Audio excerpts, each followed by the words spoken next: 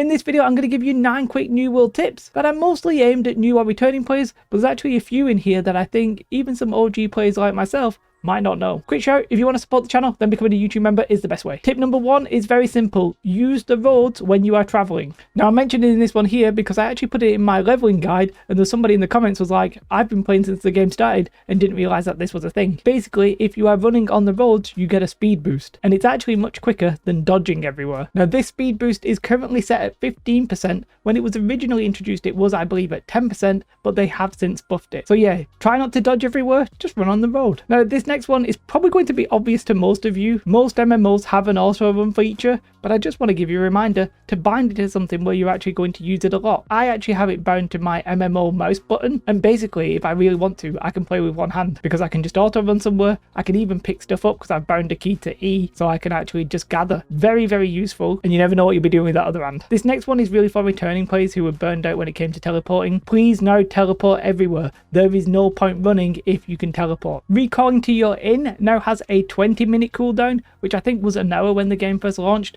but now it's much quicker. So if you're ever out in the open and you need to teleport somewhere, use your inn, then pay the Azoth cost. And why I'm saying to teleport instead of running everywhere is very simple. The Azoth cost has been absolutely nerfed to the ground. It's now a maximum of 20 Azoth no matter what you're carrying and no matter how far you're going. And Azoth is very easy to come across. So just teleport everywhere, make sure you utilize your inn. This next one, I'm pretty sure if you've been playing this game for any amount of time, you'll probably be doing this, but it's very useful whilst leveling if you're leveling on fresh as well. And that is to assign different storages to different types of gear and materials.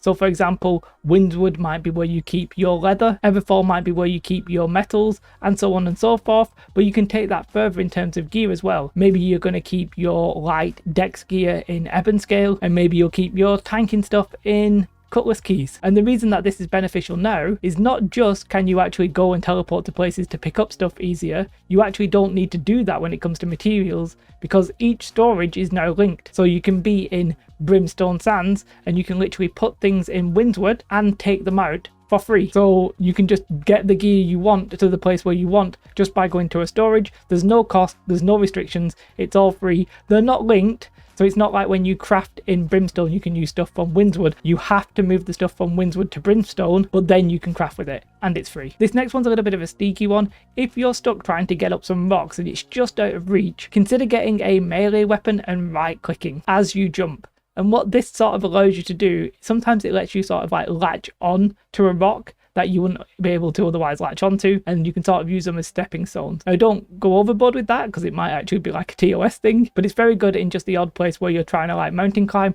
and something you're just out of reach. The next one again is actually more for maybe new players or returning players. When you come to these lore notes, if you're in a rush, you do not have to properly read them. You can press E and read them if you like, or you can just press T and it'll just give you the XP. Very good for speed leveling. The next one is something they've introduced recently. When you are trying to level up a trade skill, you need to make sure that you are going to craft one of everything because you are going to get double the XP for the first time you craft one item. So the first time you craft an iron sword, you get double XP. The second time it's back to normal. But the first time you craft a warhammer, you get double XP. Do you know what I mean? Just make sure you're crafting one of everything when you're leveling a crafting profession. Now the next thing I think is actually applicable to everybody. You may know that they took the gold away from expeditions and they put them into elite chests. Now you can get them from expeditions because you get them from the elite chests at the end, and you can also get this gold from elite chest runs. It's actually 500 gold per bag and you're capped at 2 bags a day. But what you may not realize is that you also get them from corruption portals, at least the major ones. And you might be like, well, that's all well and good, but how does that help me? Well, you can actually get them from the level 25 major corruption breaches, and they're very easy and quick to solo. So just this morning, I knocked down 2 major corruption breaches. I gained 1000 gold. Nice. It's pretty much a solo way of getting that gold, which otherwise doesn't really exist. And the next thing is to pin recipes if you want to see the materials whilst you're going to maybe like the trading post or something like that. So you've probably all been there. You need to know how many of this and how many of that you need before you can craft whatever. And then by the time you get to the trading post, you forgot. You can actually pin recipes. It's very easy to find. And it's actually been in the game since launch. You just go to your crafting station and you pick whatever you want, and then there's a big button that says pin recipe, and then it shows you the materials in the top right. This one's actually mentioned in a Baggins video that I saw recently, but I had planned to make this video anyway, and this was on my list. But I will leave a link to Baggins video because there's some other tips in there that I did not mention here, so go and check that out. That's it, 9 quick little tips. I hope you found something useful in here. If not, I apologize, but I wish you all the best. If you do want to support the channel, then becoming a YouTube member truly is the best way. I cannot stress that enough. What you should definitely do though is have a most beautiful day, like and subscribe. Goodbye.